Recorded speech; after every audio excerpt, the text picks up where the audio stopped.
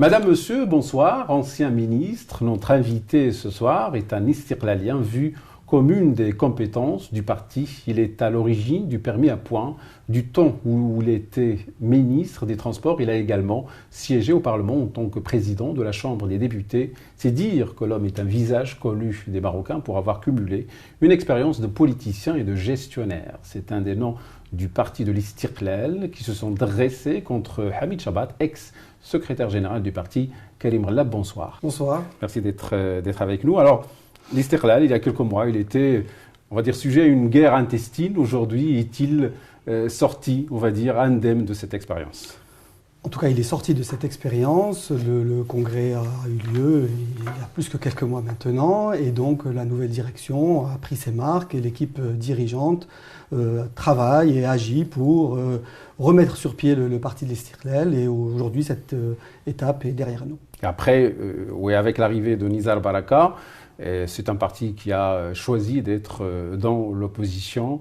Quel bilan faites-vous en fait de ces actions dans l'opposition? Ce que vous avez mentionné fait déjà partie du bilan. À l'époque précédente, on était dans une situation intermédiaire de soutien critique vis-à-vis du gouvernement actuel et nous avons confirmé notre positionnement de l'opposition par la décision du Conseil national, qui est l'instance principale plus importante du parti qui prend ces grandes décisions. Donc aujourd'hui, le parti avance, comme je l'ai dit, se reconstruit, se redéveloppe et agit pour être le plus proche des citoyens dans les sections, dans les conseils provinciaux et en mobilisant toutes ces instances. Et les observateurs disent en fait quelque part que vous n'avez vraiment pas bien saisi en fait cette vacance d'opposition qu'il y a maintenant dans la scène politique marocaine. Qu'est-ce que vous répondez? Il y a, je dirais, une vacance en même temps dans l'opposition et même dans la majorité, si je puis m'exprimer ainsi.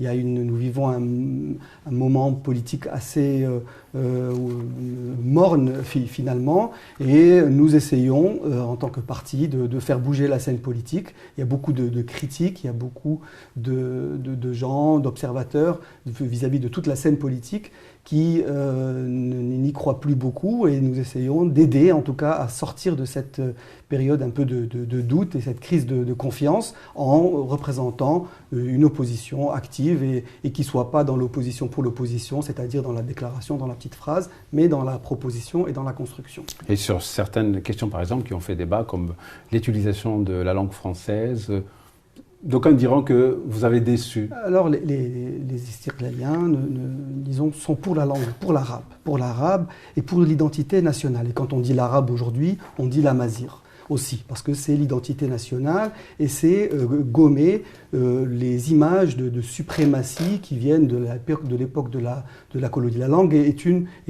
vitrine finalement de notre identité, de notre culture, de notre Karim Rallab, le francophone, qui le dit. Et aujourd'hui, voilà, nous ne sommes pas contre le français puisque je suis en train de m'exprimer en français, quoique j'ai donné très rarement des interviews en français, et je déplore le fait de voir de temps en temps des hauts responsables de l'État, des ministres notamment, qui représentent le gouvernement du Royaume du Maroc dans des situations officielles, s'exprimer en français, alors que leurs homologues, quand ils sont là, s'expriment dans leur langue nationale.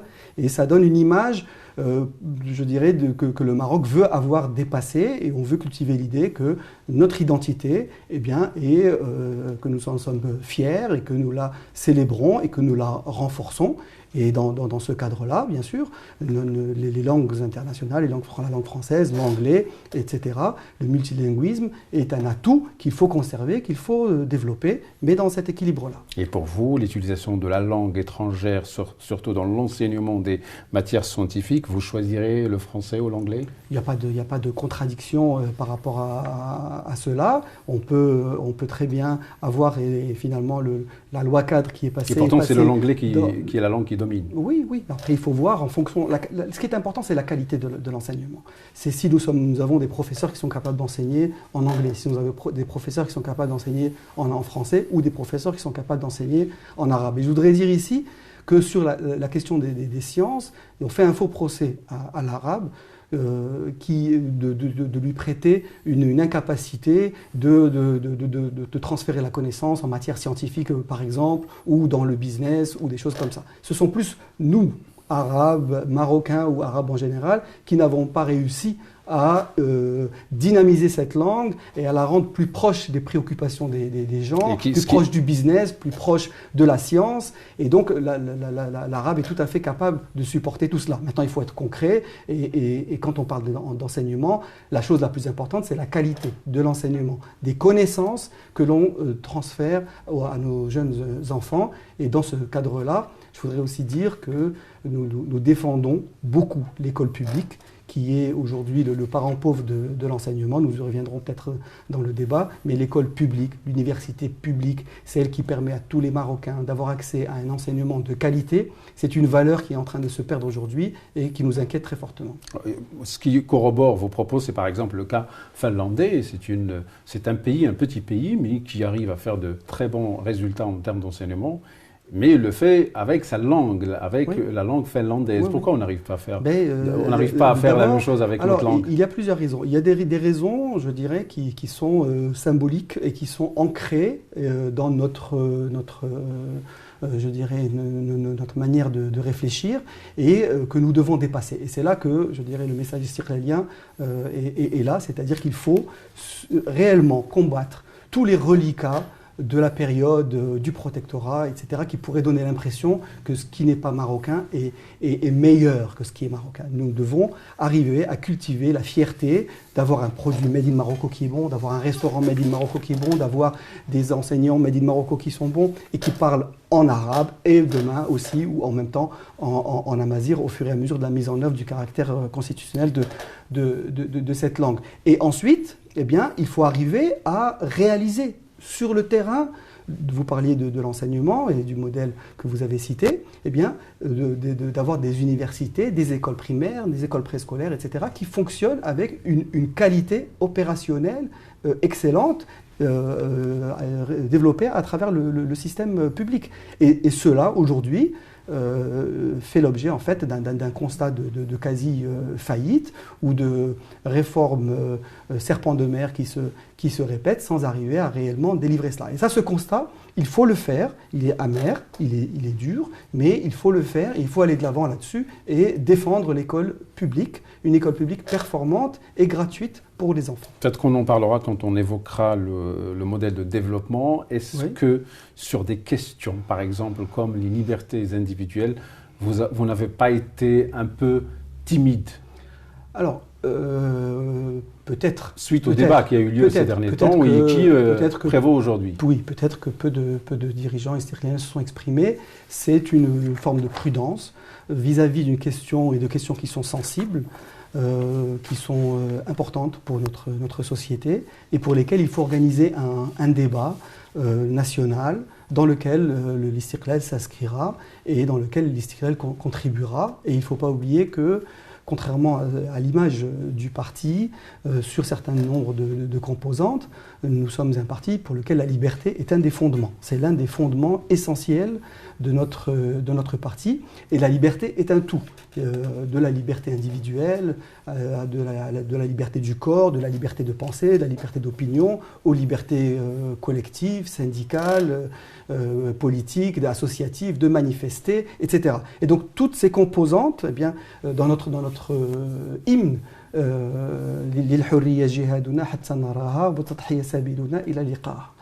c'est-à-dire que traduisez s'il vous plaît. Eh bien, notre militantisme, notre effort est pour la liberté et le sacrifice et le chemin pour y arriver jusqu'à ce que c'est-à-dire nous sacrifierons, nous travaillerons jusqu'à atteindre la liberté. Donc la liberté, c'est un des fondements de l'Istiqlal et donc il faut le rappeler et il faut le célébrer. La liberté, c'est supprimer toutes les chaînes qui empêchent un peuple, un individu de s'émanciper, de grandir vers la rationalité, vers la raison, vers la science, vers tout cela. Et donc cette modernité existe dans les fondements de notre parti. Et cette liberté de revendiquer qui concerne en fait la dépénalisation en fait de de l'acte sexuel hors mariage. Qu'est-ce que vous en pensez?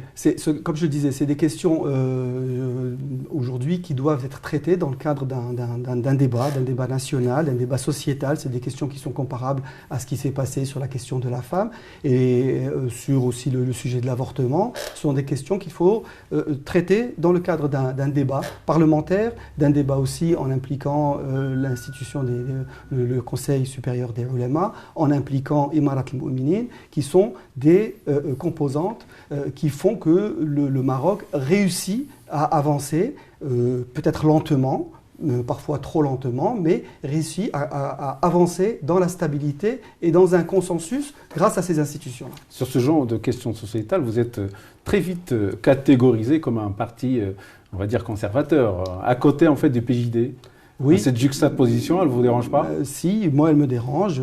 Disons, alors nous sommes un parti, à l'intérieur de ce parti, les différents individus ont des idées différentes et la résultante où nos décisions sont la résultante de débats extrêmement démocratiques, extrêmement sensibles. Ma sensibilité n'est pas la même que celle d'un autre militant et à la fin, nous essayons de converger vers des positions qui sont équilibrées. Mais c'est ça, c'est la capacité à gérer le désaccord de manière démocratique et que nous essayons de refléter. Mais on a tort de coller à Istiqlal une image, je dirais, ultra-conservatiste ou rétrograde en quelque sorte. L'Istiqlal est un parti, comme j'ai dit tout à l'heure, qui aspire à la modernité.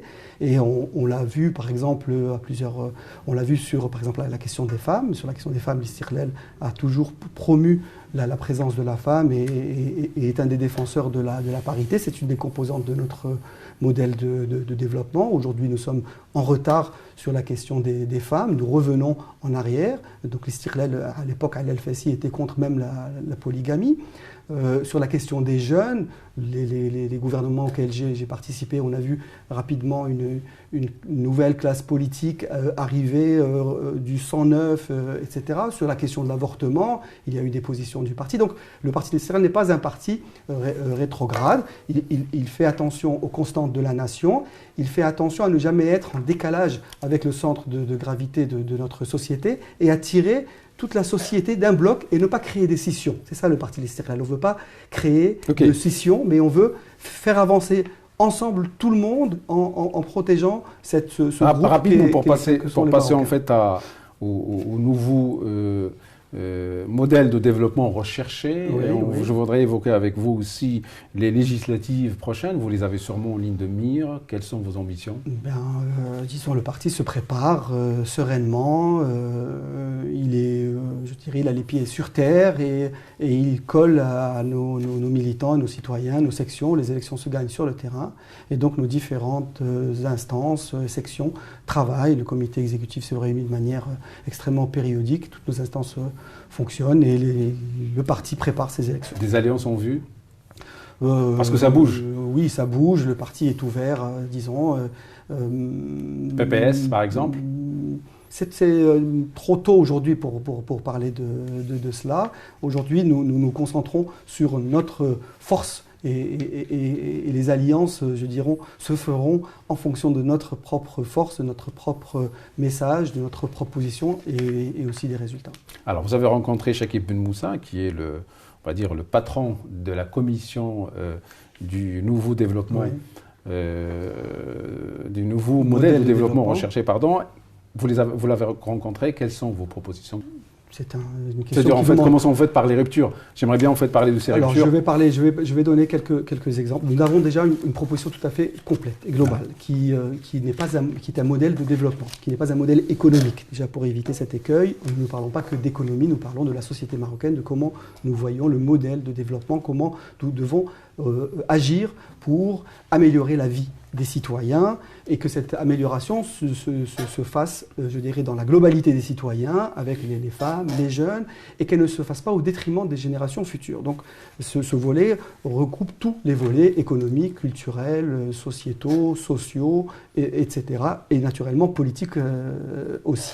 Alors dans ce volet, dans cette vision que nous avons proposée, nous avons 6 axes.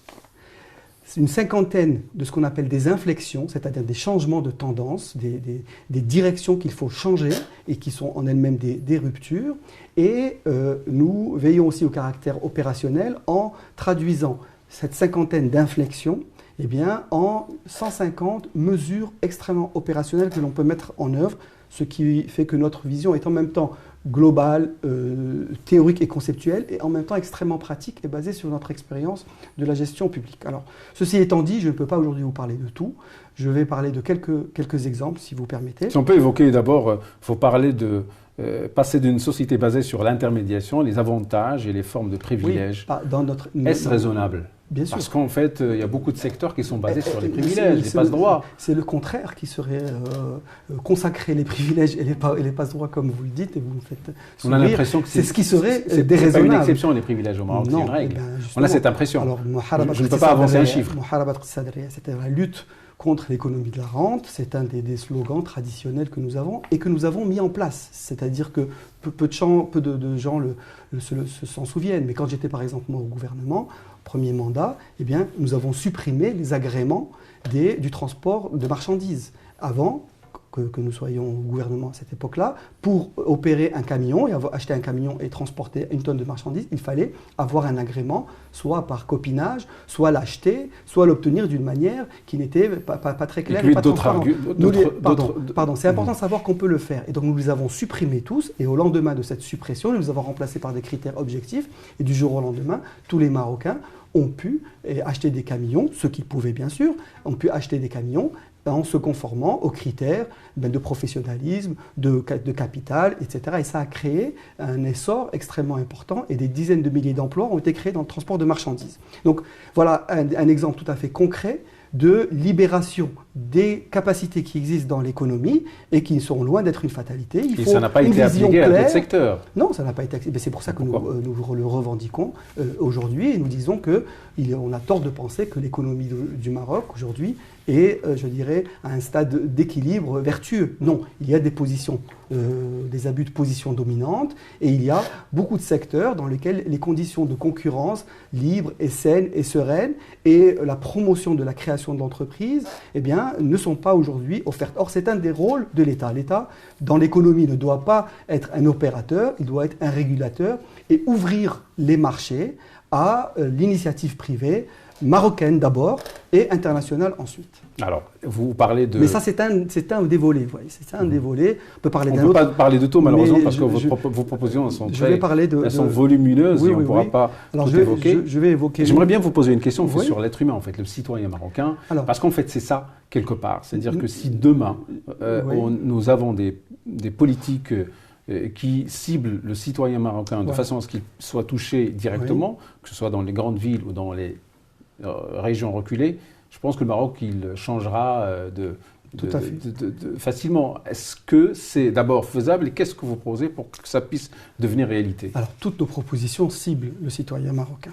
Alors, je vais parler de certaines. La première, et c'est une proposition, je dis, révolutionnaire, dans la mesure où elle n'est dans les programmes ou dans les idées d'aucune force politique, avec la manière dans laquelle nous la proposons. C'est-à-dire, aujourd'hui, l'État doit encourager et développer la classe moyenne, c'est-à-dire qu'il doit continuer bien sûr à lutter contre la pauvreté et l'exclusion, ça c'est absolument nécessaire, mais il doit en même temps encourager le noyau familial d'une famille, d'un homme, d'une femme qui travaillent, qui ont 2 ou 3 enfants, qui vont à l'école et qui ont du mal à joindre les deux bouts et qui aspirent à un Maroc meilleur. Ce noyau-là, eh bien, il faut aujourd'hui l'encourager et ça doit être un des grands objectifs de toutes nos politiques publiques. Et c'est ça l'idée du modèle. L'idée du modèle de développement, c'est avoir des objectifs généraux, clairs, extrêmement précis, sur lesquels convergent les politiques publiques. Et là, on aura une politique d'habitat qui encourage la classe moyenne,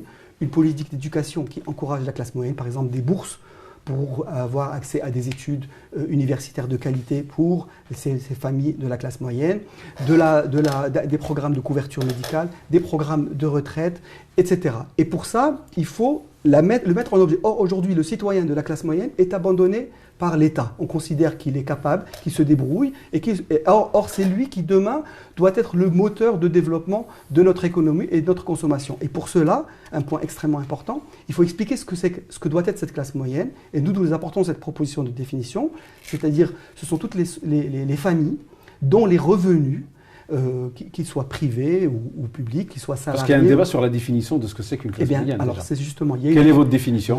Il y a une définition, c'est que c'est une famille dont les revenus, quand ils habitent en ville, sont entre 9 000 dirhams par mois et 27 000 dirhams par mois. Et dans le monde rural, entre 6 000 dirhams et 18 000 dirhams.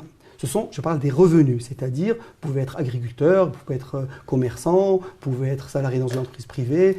Et voilà. Et tous ces revenus du foyer, c'est-à-dire de l'homme et de la femme, doivent rentrer dans cette tranche-là. C'est le montant qu'on estime minimum pour pouvoir subvenir aux besoins primaires, alimentaires, de transport, de mobilité, de santé et d'éducation, et d'avoir accès à un petit peu de loisirs ou à un petit peu d'épargne. Et donc, cette classe moyenne, nous considérons qu'il faut l'ériger en objectif national. Aujourd'hui, 20% des citoyens marocains ou des familles marocaines à peine rentrent dans cette catégorie.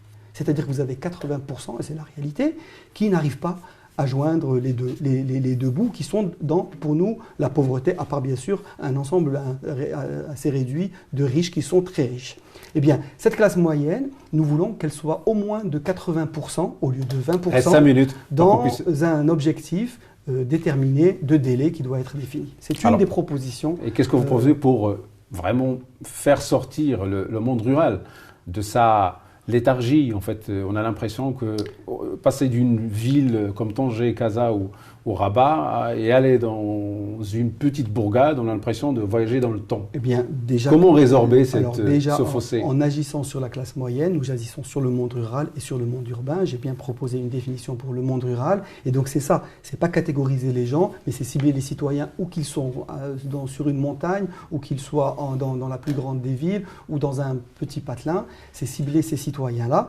Et dans ce cadre-là, pour revenir plus à la question du monde rural, c'est-à-dire des déséquilibres territoriaux, qui sont l'une des défaillances aujourd'hui du modèle passé, eh bien c'est la régionalisation qui doit s'activer et se mettre en œuvre à la hauteur des promesses qu'on en a faites. Aujourd'hui, nous déplorons une mise en œuvre ralentie de cette régionalisation. Aujourd'hui, nous sommes 10 ans, exactement, presque jour pour jour, 10 ans après le premier discours de Sa Majesté quand il a créé la commission sur la régionalisation. On ne peut pas dire qu'en 10 ans, le bilan de cette régionalisation avancée soit glorieux. Il faut l'activer. Et quand nous, Marocains, nous annonçons une réforme et nous décidons quelque chose, nous devons la mettre en œuvre plus rapidement et avec plus de volonté et plus de détermination. Voilà, en fait, sur une petite virée dans les réseaux sociaux au Maroc, vraiment les critiques en fait, qui ciblent le discours des politiques quant à ce modèle de développement, ils sont vraiment très, très acerbes. C'est-à-dire, on dit que quelque part, surtout les partis en fait, qui ont été au gouvernement, ils sont responsables de pas mal de problèmes que vit le Maroc aujourd'hui. Comment peuvent-ils avoir vraiment la clé à ces problèmes-là? Tout d'abord, le fait qu'il y ait des problèmes ne signifie pas que certains n'ont pas été résolus. Grâce à Dieu, nous avons vu tous les développements qui ont eu lieu au cours des dernières années. Le développement des infrastructures. Mais beaucoup reste à faire. Oui, beaucoup reste à faire. Mais le fait que beaucoup reste à faire ne signifie pas que rien n'a été fait et que donc toutes les forces politiques qui sont là sont à jeter à la poubelle. Je ne défends pas ni mon parti, ni tous les partis. Nous avons beaucoup à améliorer dans notre action. Nous sommes en remise en cause permanente et je suis l'un des plus critiques à l'intérieur de mon parti. A-t-on besoin d'un nouveau modèle de gestion des partis? Mais bien sûr, bien sûr. Et l'un des axes comment se présenterait-il en fait? On n'a pas des partis, mais de notre démocratie et de notre champ politique. Nous devons réorganiser notre champ politique pour qu'il crée plus de confiance, et dans ce champ politique, les partis bien sûr sont importants, mais les institutions autres sont importantes telles que le Parlement. Il joue un rôle très important et fondamental, et les citoyens eux-mêmes sont partie très importante dans cette refonte politique qui doit être faite, parce que nous avons, pour simplifier, bien sûr que les partis ont énormément d'imperfections, encore une fois, je ne suis pas là pour les défendre, mais nous ne pouvons pas faire une démocratie sans parti politique. Ça n'existe nulle part. Et donc nous avons le choix entre une dictature et une démocratie qui est le système, comme on dit, qui est le pire système, sauf qu'on n'a pas trouvé mieux. Et donc les imperfections ou les défaillances, pour ne pas parler d'imperfections qui existent dans la classe politique et dans les partis, eh bien, doivent être corrigées. Nous sommes les premiers mobilisés, et je suis en tout cas l'un des premiers mobilisés pour améliorer cette action, parce que je crois, et le Parti l'Istiqlal croit en la démocratie. Alors, mobilisez-vous, les êtes, quelles sont vos ambitions, vous en tant que Karim Relleb? Bien, écoutez, moi aujourd'hui j'ai un passé politique assez important. J'agis aujourd'hui en tant qu'acteur économique à ma dimension, en tant qu'acteur social comme je le peux, et en tant qu'acteur politique au sein de mon parti. Et partout où je peux faire quelque chose, apporter une idée ou contribuer à la mise en œuvre de cette idée. Je crois beaucoup en la mise en œuvre. Nous ne sommes pas... les idées sont importantes, et le travail qui se fait en ce moment de réflexion, cette pause qui se fait aujourd'hui dans nos théories pour un nouveau modèle de développement, eh bien, est salutaire, mais elle ne vaut pas la détermination, encore une fois, la volonté, l'enthousiasme et la compétence qui doit être mise en place. Quand je dis compétence, c'est individuel, des individus, et compétence organisationnelle des systèmes mis en œuvre pour qu'on puisse faire arriver le progrès jusqu'à la porte du citoyen. Voilà, jusqu'à la porte du citoyen. On finit sur ces mots. Merci Karim Relleb. Merci à vous, merci de m'avoir invité. Voilà, madame, monsieur, merci de nous avoir suivis. Au revoir.